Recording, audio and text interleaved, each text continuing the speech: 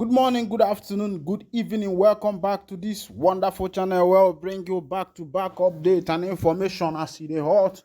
In case you have not joined our social media handle, what are you waiting for? This is the channel where you need to be, where they bring you news, where be like olive oil, where they bring from Israel, from Mount Olive. Hey, don't share. The information will be say there for my table now be Asari Dokubo, the former Niger Delta militant, don't clash heavily with P2B supporters for Abuja. Those who come out to support Oga P2B to solidar with him at the court, appeal court, where the judgment was taken yesterday. They said they don't clash with Asari Dokubo, the men. And make I carry you go for the news, make you see wetin Asari Dokubo they talk.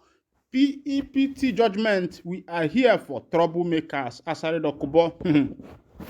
Now Asari Dokubo Ndolo. Now in the talk this one, he say that they are there for troublemakers. This news is coming directly from the table of Daily Post.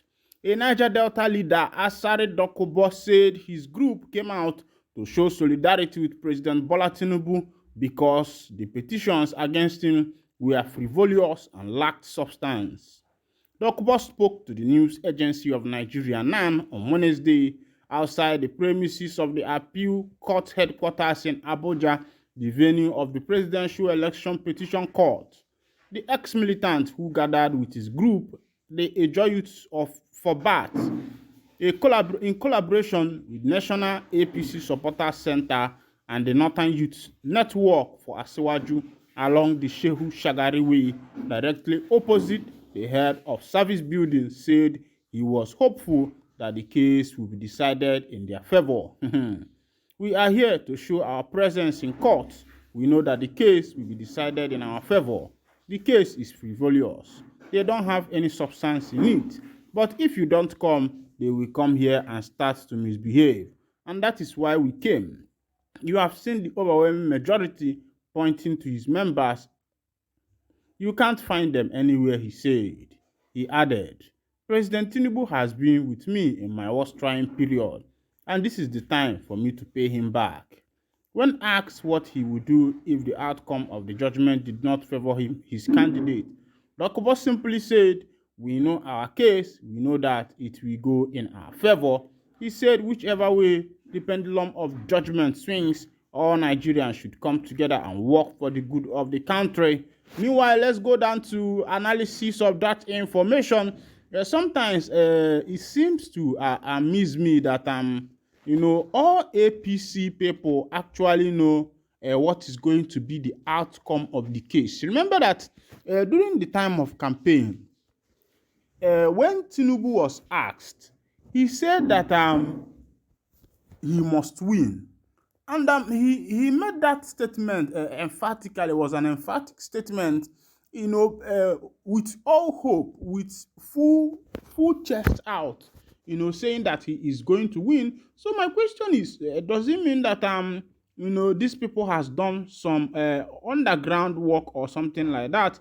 Meanwhile, of course, you know that this election now, the contention is that the INEC rigged this election in favor of the APC, which Bola Ahmed Tinubu is the presidential candidate and also the incumbent president of Nigeria as it stands now.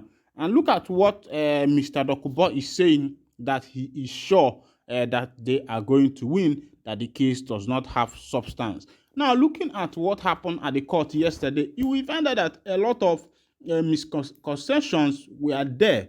And many people are complaining that the chief judge that followed this case, actually removed some of the things that were stipulated or written there in the 1999 Constitution of Nigeria, like the issue of having a 25% vote from the capital FCT, Federal Capital Territory, which the APC party did not have. And now the judge struck it out, saying that having that 25% in the FCT does not matter. And people are now asking, when have things changed this way? We thought that according to the Constitution, that anybody that will win this presidential race is supposed to have 25% of his votes from the Federal Capital Territory. And now everything has changed in the law court. What Nigerians cannot do does not exist. What Nigerian government cannot do does not exist. And what Nigerian judiciary cannot do does not exist.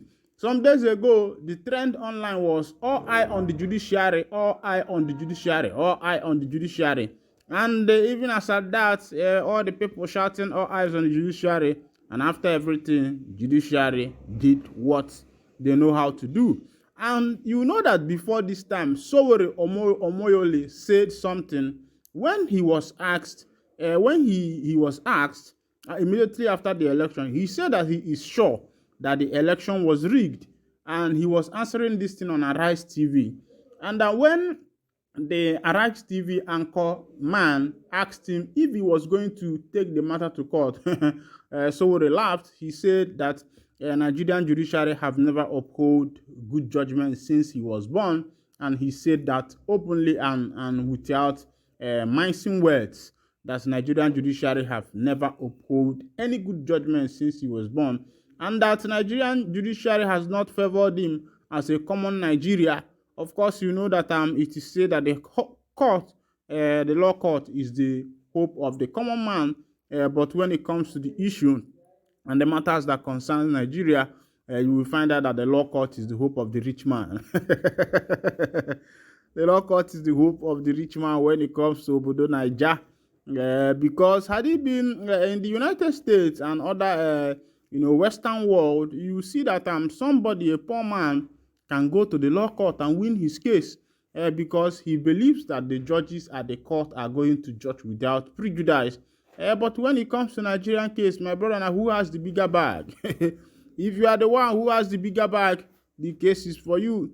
You might get this talk where they talk only if I get in father na boot. So in case you are going to the Nigerian court, try to have something that you put in the boot of the father. Even after paying for your personal lawyer, you must sort out the judge, the chief judge that is in charge of the case. And if you are able to do that normally and good, and if you are a man at the upper higher echelon, you are good to go, because the case is for you. And that is how things has been in Obodo Naija, which is very, very wrong. Bola Ahmed Tinubu has lambasted Olusegun Obasanjo, the former president of Nigeria. He said, "You are not an engineer," Tinubu's aide replies Obasanjo on PH refinery. President Bola Tinubu has chided ex-president Olusegun Obasanjo over his comment on the petroleum refinery in Port Harcourt, Rivers State, in a recent interview. In a recent interview with the cable, Obasanjo had emphasized his belief that the nation's refinery will never function efficiently as long as they remain under government ownership. "Someone told me Tinubu said refineries will work by December. I told the person the refineries would not work. This is based on the information I received from Shell when I was president," he has said. But responding through Tope Ajayi, his senior special assistant on media and publicity, Tinubu said Obasanjo is not an engineer, therefore he shouldn't make such comments. Former President Olusegun Obasanjo, with due respect to him, is not an engineer.